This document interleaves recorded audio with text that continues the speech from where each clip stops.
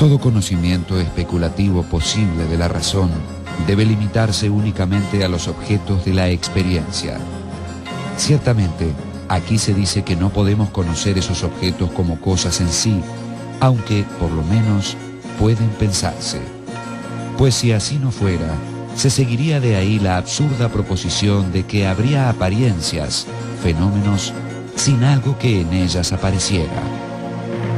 Immanuel Kant, Crítica de la razón pura.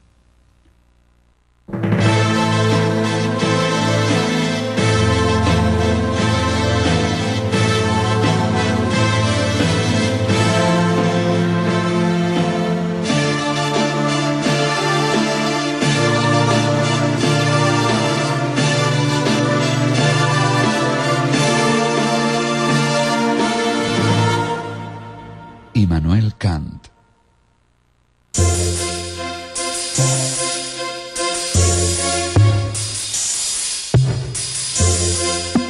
Immanuel Kant nació el 22 de abril de 1724 en una ciudad de la Prusia Oriental ubicada sobre el mar Báltico que en aquella época se llamaba Königsburg y que ahora se conoce como Kaliningrad.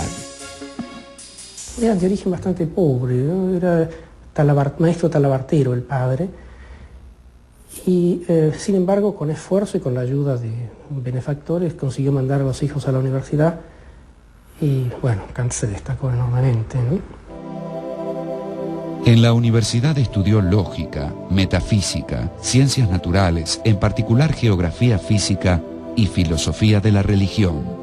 En su formación filosófica fue fundamental la influencia del racionalismo de Leibniz y el conocimiento de la tradición empirista inglesa. También fue importante el ambiente religioso en el que se crió. La madre era creyente en una, no sé si llamarlo secta o en una línea religiosa que se llama el pietismo, que hacía hincapié en un examen de conciencia extremadamente escrupuloso. La moral tenía que, o la conducta tenía que basarse en una pureza perfecta y eso seguramente marcó el pensamiento de Kant, tanto en lo que se refiere a la escrupulosidad y minuciosidad del pensamiento en general, como también en lo que se refiere al rigorismo en lo moral. Kant se crió en un ambiente pietista, ¿cierto? Que es una variante del luteranismo germano. Sus padres eran pietistas, fue a una escuela fundada por un pastor pietista. Sin embargo, tomó distancia más tarde y respetando lo respetable del pietismo, sencillamente descalificó la forma de piedad, la forma de mostrar públicamente la piedad, cierto tipo de supersticiones. Una vez finalizados sus estudios, Kant se empleó como preceptor de familias nobles. En 1755 presentó una tesis sobre temas físicos y consiguió el título que lo habilitaba para dar clases. Pocos años después, consiguió también el cargo de ayudante en la Biblioteca Imperial. Esto tiene una consecuencia muy interesante después, muchos años después, cuando Kant se pone a escribir acerca de la filosofía política de la época, cuando compone ese tratadito sobre la paz perpetua, que es probablemente el más traducido y el más leído de todos los de Kant, porque en ese tratado y en otros se nota que ha tenido un gran, estrecho contacto con la literatura, con la bibliografía jurídica de la época, cosa que normalmente no hubiera podido tener cualquier persona, ¿no? Pero se nota por todos lados este conocimiento que tiene Kant de la bibliografía jurídica, de la bibliografía científica, gracias a las posibilidades que le dio su tarea de bibliotecario. Desde 1755, Kant escribió una serie de textos sobre materias muy variadas y fue ganando prestigio académico. En 1770 fue nombrado profesor titular de lógica y metafísica.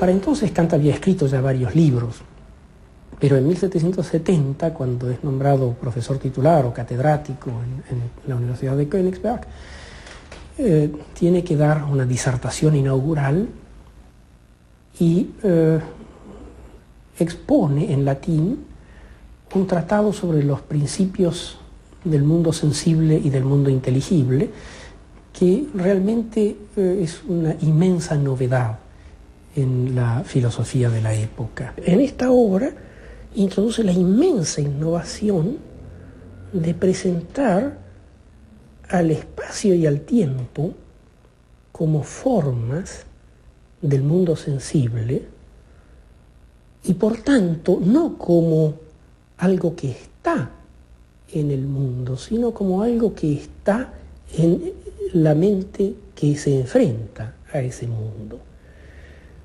Nunca conozco al tiempo ni al espacio por observación de las cosas que se me presentan, sino que la observación presupone siempre ya un conocimiento previo del tiempo y del espacio, y ese conocimiento es independiente de la experiencia.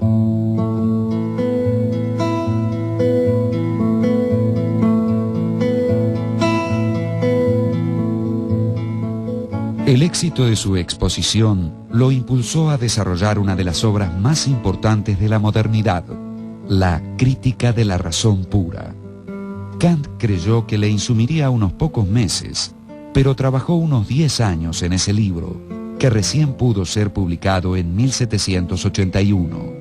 En esos años, estuvo a punto de casarse un par de veces, pero desistió, considerando que el matrimonio sería una grave distracción para sus investigaciones. Dedica 10 años a una meditación constante, se conservan gran parte de los borradores, de los papeles, de las notitas que iba haciendo durante ese tiempo, en una meditación constante destinada sobre todo a resolver un problema que en la disertación del 70 no le había quedado claro, que es cómo es posible que el pensamiento, podría uno decir, siempre que no lo tomáramos de manera psicológica, que la mente, la inteligencia, que genera a partir de su propio fondo estas ideas o estas representaciones como espacio, tiempo o algunos conceptos como sustancia, existencia, que no las aprende de las cosas sino que las genera espontáneamente, ¿cómo es posible que con esas representaciones generadas independientemente de toda experiencia, sin embargo vaya a los objetos, las aplique y los objetos sean concordantes con estas representaciones? Muchos años después yo he leído que Einstein, en un trabajo sobre geometría, se hace la misma pregunta.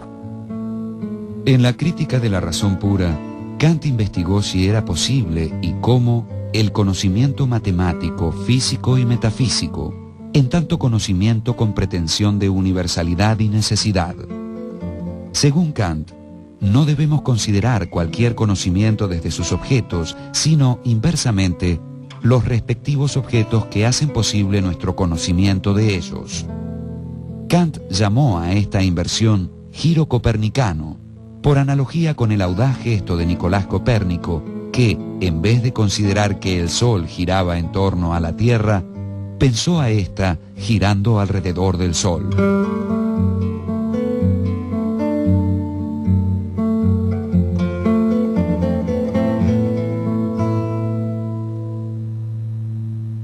Kant dice, por un lado está la actividad conceptual de la razón, pero por otro lado también tenemos que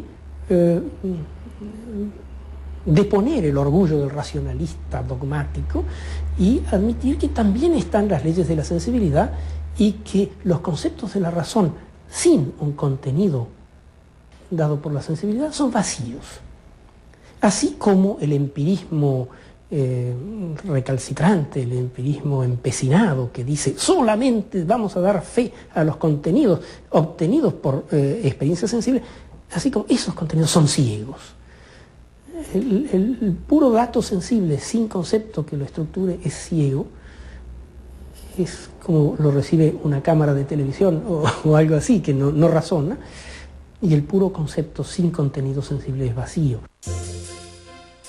Según Kant, el sujeto constituye al objeto como unidad sintética de sus percepciones. La actividad del sujeto es lo que hace posible al objeto. Por eso, Kant introdujo la distinción entre fenómeno y noumeno. Fenómeno es la cosa en cuanto a objeto para un sujeto que lo conoce. Noumeno es la cosa considerada en sí misma, sin relación con ningún sujeto. Solo lo que es fenómeno puede ser objeto de conocimiento científico. Hay que recordar que el noumeno es del orden de la cosa en sí, lo que no puede conocerse, ¿no es así? Kant separa muy bien lo conocido de lo pensado. Lo conocido es del orden de las ciencias y de la crítica de la razón pura y toda la dinámica de su estructura.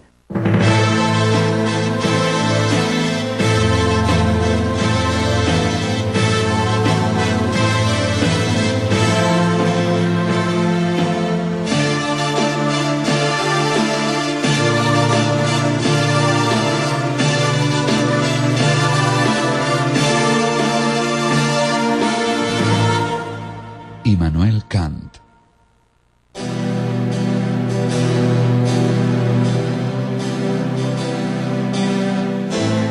A partir de su análisis, Kant encontró que los objetos de la matemática que se apoyan en la intuición pura y los de la física que se apoyan en la intuición empírica son posibles, pero no los de la metafísica, que no expresan ninguna experiencia. Rápidamente, una de las posiciones predominantes que toma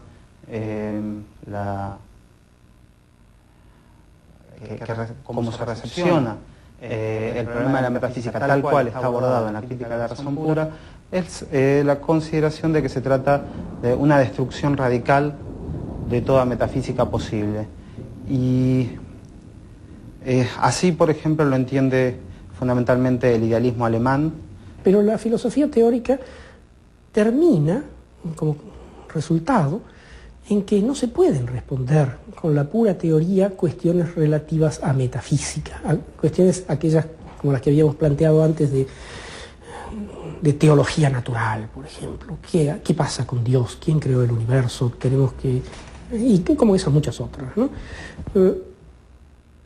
Entonces, sin embargo, Kant encuentra que, a pesar de que todo nuestro conocimiento teórico queda entonces en la trama general del conocimiento empírico, del conocimiento espaciotemporal, sensible, sin embargo hay un acontecimiento fundamental que yo me atrevería a presentarlo casi como un milagro, y es la presencia de la ley moral en la conciencia. Los objetos de la metafísica son solo ideas regulativas para la razón teórica, pero juegan el papel de postulados ineludibles para la razón práctica. Por la crítica de la razón teórica pura, sabemos, por ejemplo, que es imposible conocer ciertamente si hay en el mundo libertad. Pero la razón práctica, al plantear el problema de la conducta moral, presupone la libertad. En resumen, no puedo teóricamente afirmar la libertad, pero prácticamente, como sujeto ético, debo postularla. O sea que ya está, en la misma crítica de la razón pura, está abierto el paso a la crítica de la razón práctica y a la posibilidad lógica de pensar la libertad. Porque para Kant, si no existiera la posibilidad lógica de pensar la libertad, entonces ese tema ni siquiera podría ser tenido en cuenta.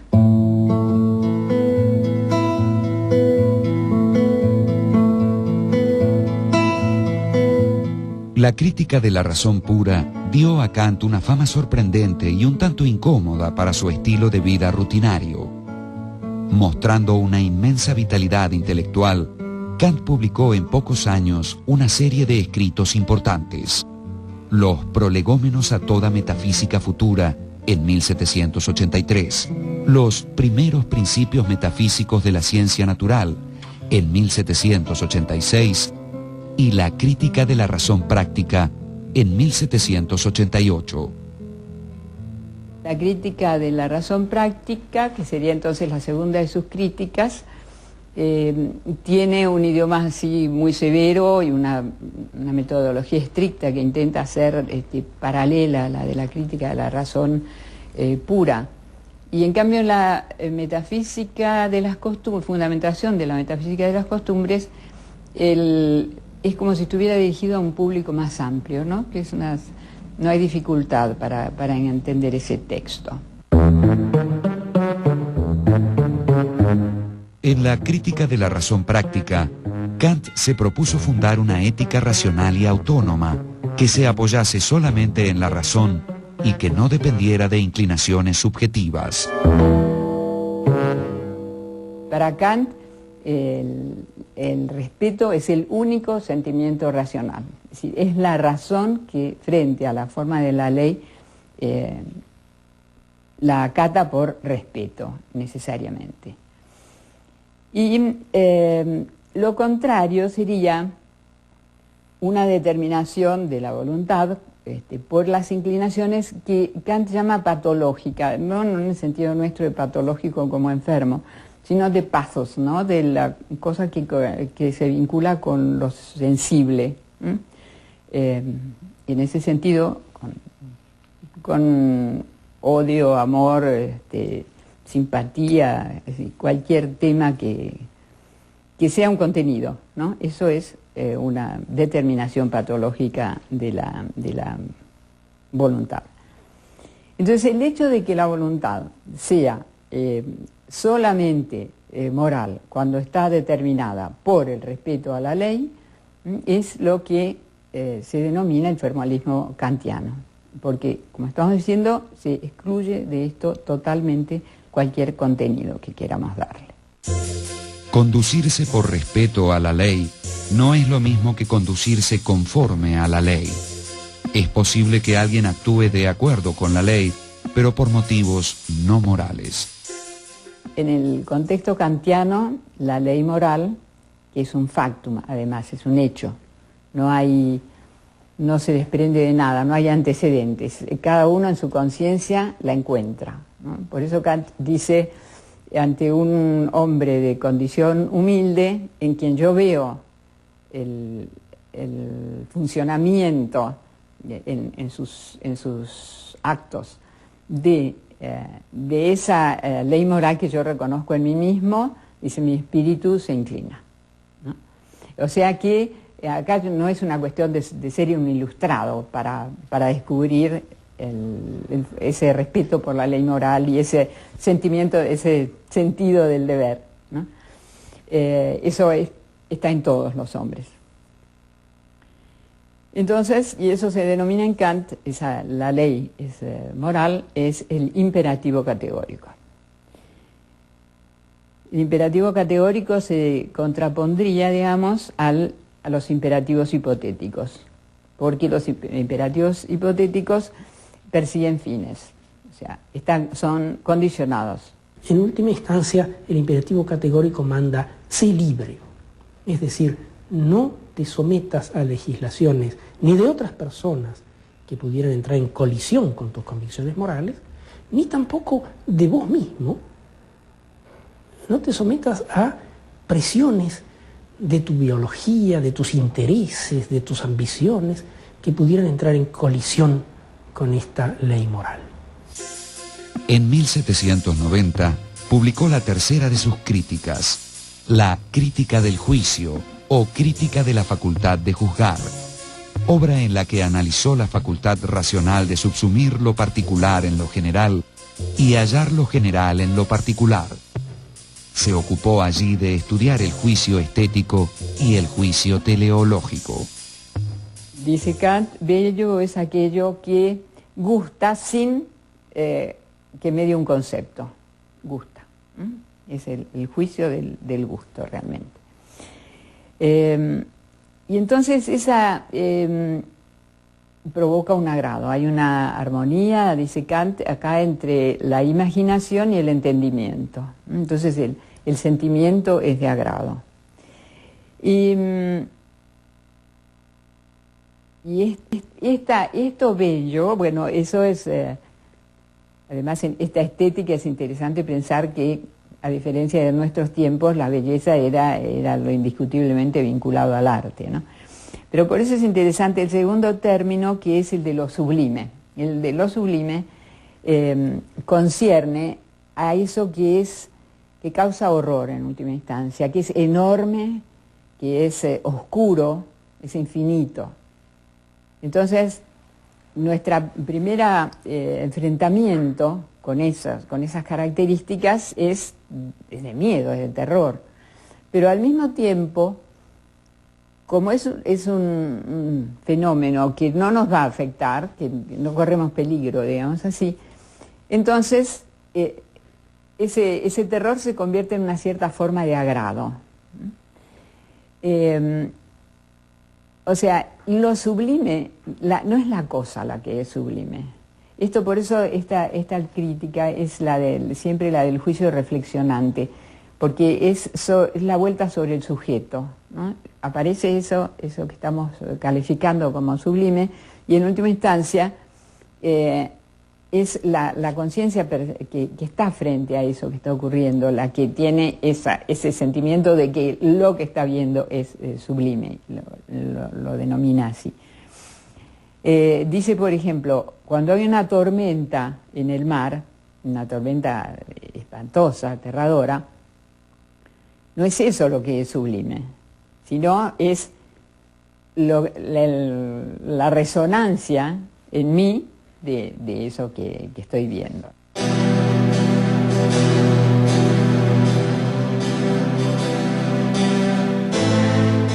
En 1793 apareció su obra La religión dentro de los límites de la mera razón, que le valió una amonestación por parte del emperador prusiano Federico Guillermo en persona.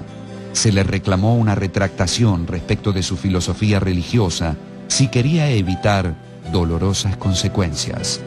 Kant no autorizó ninguna modificación en su escrito, pero se comprometió de allí en adelante a no hablar de religión. En 1795 publicó La paz perpetua y en 1797 La metafísica de las costumbres, donde expuso su teoría jurídica y política. En 1798, al fallecer Federico Guillermo y ocupar el trono su hijo Federico Guillermo II, Kant se sintió liberado y publicó El conflicto de las facultades, en el que estudiaba los límites mutuos de las ciencias y la relación entre la filosofía y la teología. Poco tiempo después, el 12 de febrero de 1804, mientras trabajaba en una reformulación de su filosofía, Immanuel Kant falleció. Parece que hasta en las cosas más pequeñas tendía a buscar un principio sobre el cual se pudieran subsumir, o tendía a organizarlas de acuerdo con principios universales.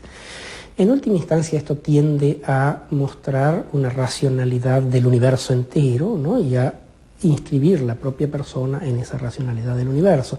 Sobre finales de la década del 30, es decir, 1930, hay una serie de conferencias muy importantes en las que interviene tanto Cassirer como representante del neocantismo y por otro lado Heidegger, Martin Heidegger. En esas conferencias se da un debate entre ellos en el cual el eje de la cuestión es el problema de la metafísica en Kant. Claro, lo que Heidegger cuestiona a la posición de Cassirer y en general del neocantismo es esta reducción del problema de la metafísica en Kant a ser una suerte de mera fundamentación de las ciencias de la naturaleza. Quizás no sea el momento de analizar en profundidad la postura de Heidegger sobre la metafísica kantiana. Es una posición bastante compleja, pero más importante quizás es llamar la atención sobre las consecuencias que trajo, hasta que se verifican hasta la actualidad, en la interpretación de la metafísica kantiana. Vale decir, pareciera, en cierto sentido, que Heidegger despertó la atención sobre el problema de la interpretación metafísica de Kant.